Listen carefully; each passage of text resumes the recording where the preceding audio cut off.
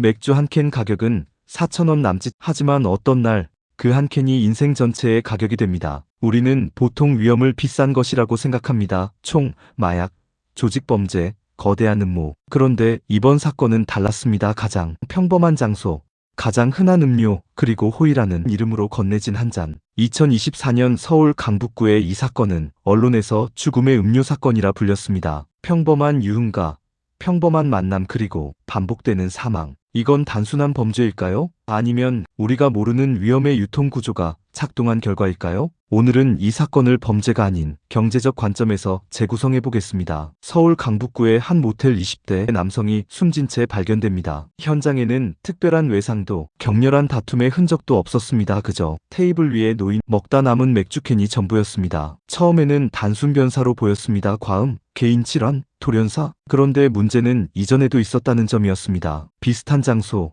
비슷한 연령대의 남성, 그리고 항상 등장하는 공통된 인물. 일상은 반복될수록 안전해 보입니다. 하지만 이 사건은 반복될수록 위험해졌습니다. 맥주 한 캔, 그 안에는 무엇이 들어있었던 걸까요? 그리고 왜 이 죽음은 처음이 아니었을까요? 수사기관은 이전 사건 기록을 다시 들춰봅니다. 지난달, 그리고 작년 12월. 놀랍게도 유사한 현장 사진 속에는 항상 한 여성이 있었습니다. 20대 여성 A씨. 피해자들과의 관계는 단순했습니다. 유흥가에서 만나 함께 술을 마신 사이. 문제는 이겁니다. 왜 그녀가 있는 자리에서만 사망이 발생했을까? 우연은 3번 반복되면 확률이 아니라 패턴이 됩니다. 그리고 패턴은 곧 의도를 의심하게 만듭니다. 경찰은 CCTV를 추적하기 시작합니다. 그리고 이 사건은 변사에서 연쇄로 전환됩니다. 과연 A씨는 불운의 목격자일까요? 아니면 위험의 공급자였을까요? CCTV 분석 끝에 A씨는 긴급 체포됩니다. 영상 속 그녀는 자연스럽게 음료를 건네고 자연스럽게 자리를 정리합니다. 범행은 요란하지 않았습니다. 오히려 지나치게 평범했습니다.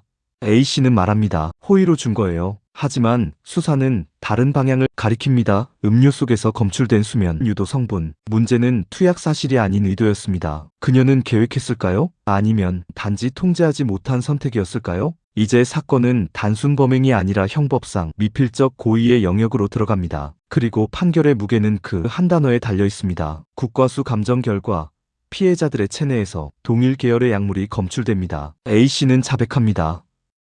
약물을 준비한 건 맞지만 죽을 줄은 몰랐다. 여기서 법은 묻습니다. 죽을 가능성을 인지했는가? 그 위험을 감수했는가? 이게 바로 미필적 고의입니다. 경제적으로 보면 이건 리스크를 인지한 상태에서의 거래와 같습니다. 위험을 알고도 실행했다면 그 선택의 비용은 폭발적으로 증가합니다. 형량은 달라지고 범죄의 성격도 달라집니다. 그녀는 과연 위험을 몰랐던 걸까요?